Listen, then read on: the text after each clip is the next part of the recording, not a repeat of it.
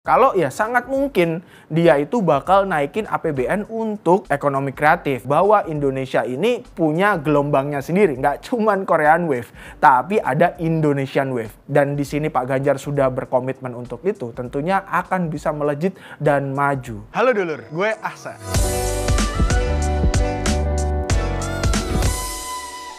Halo dulur, gue Ahsan. Selamat datang lagi di Think Tank. Semalam gue nonton Pesta Pora di J-Expo Kemayoran. Keren banget, pecah. Eventnya sendiri itu udah pecah. Tapi yang paling bikin pecah nih, pas lagi di tengah-tengah gue nonton Sheila on Seven, gue nengok nih ke atas. Oh, ternyata ada Mas Ganjar Pranowo sama Bu Atikoh sama anaknya nih, Alam. Nah, ini keren banget gitu kan menurut gue. Seorang capres kemudian rela-relain nonton konser. Ya pasti ada yang bakal bilang sih, wah ini politis doang nih nonton konser. Tapi sebenarnya enggak. Kalau kita mau baca-baca biografi Pak Ganjar lagi, Pak Ganjar itu sebenarnya dari dulu udah suka tuh sama musik. Bahkan ngerelain nyisihin uang jajan buat beli kaset band kesayangannya. Keren kan Pak Ganjar? Ternyata kekerenannya itu dibawa sampai sekarang dengan privilege-nya, dengan keistimewaan dia sebagai gubernur dulu gitu kan, dan nantinya menjadi calon presiden dan ya mungkin bisa jadi presiden. Dia itu udah punya komitmen untuk mengembangkan industri kreatif. Dan ini pernah disampaikan oleh Pak Ganjar sebelumnya ketika acara Road to Idea Fest. Di situ Pak Ganjar ngomong nih blak-blakan bahwa industri kreatif itu bakalan jadi salah satu prioritas dia kalau nanti jadi presiden. Nggak tanggung-tanggung. Pasca acara nih Pak Ganjar itu bahkan bilang ke wartawan-wartawan kalau ya sangat mungkin dia itu bakal naikin APBN untuk ekonomi kreatif. Yang sekarang itu sebenarnya sangat kecil banget. Nggak sampai 1%. Cuman 0, sekian persen gitulah APBN kita porsinya untuk ekonomi kreatif. Sedangkan ini jauh banget dari Korea Selatan gitu misalkan yang udah sampai 2% APBN-nya untuk ekonomi kreatif. Dan itu terbukti kan, kita bisa ngelihat Korean Wave ada di mana-mana. Itu pula yang ingin dicapai oleh Pak Ganjar Pranowo. Dia ingin mengembangkan industri ekonomi kreatif nasional. Sampai melejit lah, bisa jadi kayak Korea atau bahkan lebih. Karena menurut Pak Ganjar, potensi ekonomi kreatif kita itu sebenarnya sangat banyak.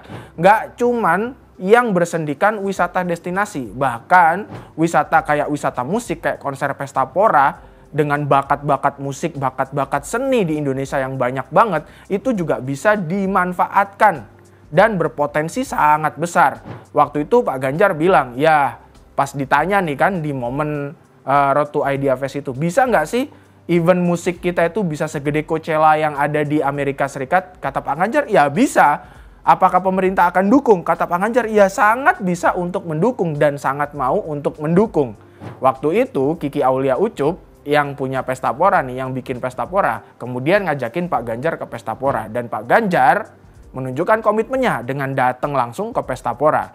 Dan yang kerennya lagi adalah ketika Pak Ganjar datang ke Pesta Pora, dia nggak cuma sekedar nonton konser, tapi dia mengamati jalannya event itu. Yang gue yakin ini dimaksudkan Pak Ganjar untuk ya menggali bahan, melihat secara langsung apa sih yang bisa dikembangkan dari industri konser ini yang merupakan bagian dari industri kreatif. Dan ini sebuah langkah maju banget gitu loh. Nah, balik lagi ke gagasan Pak Ganjar soal industri kreatif. Selain mengembangkan event-event yang nantinya bisa dibikin berkelas internasional kayak Pesta Pora dan lain-lain, itu yang sudah potensial mulai dari sekarang. Pak Ganjar ini juga mementingkan edukasi. Edukasi ini apa? Ternyata nih pelaku ekonomi kreatif kita itu nggak banyak yang tahu soal hak kekayaan intelektual. Terbukti masih minim banget pelaku ekonomi kreatif itu yang dilindungi hak kekayaan intelektual. Mereka nggak mendaftarkan ke Kemenkumham karena ya sekedar ketidaktahuan. Dan itulah yang kemudian menjadi fokus Pak Ganjar untuk meningkatkan edukasi dan kesadaran pelaku ekonomi kreatif ke hak kekayaan intelektual. Nggak cuman untuk terlindungi, bahkan mereka ini biar bisa tersertifikasi internasional. Artinya secara hak kekayaan intelektual itu setara dengan ya batas minimal di internasional gitu loh, dengan standar internasional, nggak cuman standar nasional aja. Yang kedua selanjutnya menurut Pak Ganjar yang paling penting adalah kolaborasi. Kolaborasi ini apa? Yaitu antara pemerintah dan pelakunya itu sendiri. Jadi nggak scattered, nggak terpisah-pisah gitu loh. Yang dimaksud dengan Pak Ganjar yaitu melibatkan pelaku ekonomi kreatif untuk turut mengambil kebijakan. Artinya terlibat nih dalam pengembangan industri ekonomi kreatif secara langsung. Wah ini sih keren banget.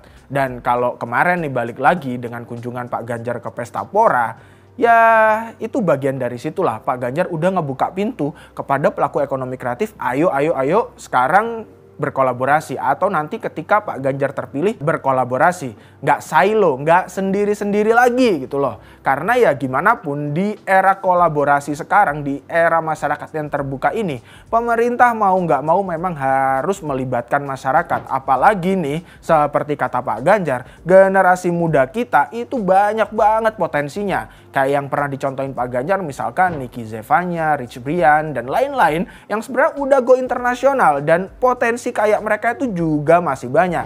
Makanya Pak Ganjar kemudian sampai juga ke gagasan ketiga, yaitu menjadikan para seniman, para budayawan, para pelaku industri kreatif ini, bahkan atlet itu sebagai duta besar Indonesia untuk mempromosikan Indonesia. Jadi mereka ke luar negeri ini nggak cuman konser-konser yang tentunya mereka ini manggung didukung pemerintah, tapi mereka juga mempromosikan Indonesia, mempromosikan potensi Indonesia, bahwa Indonesia ini punya gelombangnya sendiri, nggak cuman Korean Wave, tapi ada Indonesian Wave. Itulah yang dicita-citakan oleh Pak Ganjar. Jadi tadi ya, kalau misalkan kita ulang lagi, Pak Ganjar itu komitmennya ke depan soal industri ekonomi kreatif. Yang pertama ada peningkatan budget kan tadi, terus lalu ada soal edukasi, dan ada soal kolaborasi. Nah, balik ke event Pesta Pora semalam ya. Kebetulan kan gue ada di situ.